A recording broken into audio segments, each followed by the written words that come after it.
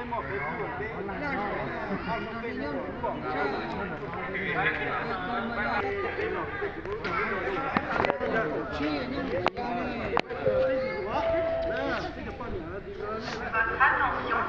phòng hiệu là veuillez vous présenter librement. Chỉ có cũng có khó chơi phí một tí thì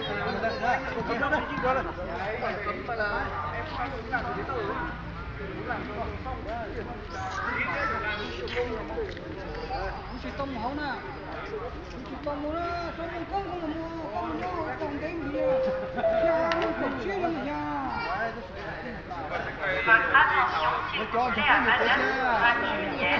Veuillez vous présenter au contrôle d'enregistrement. Merci. Cái hài hò Việt Nam này. Không, chỉ để như phòng nhu cầu thôi.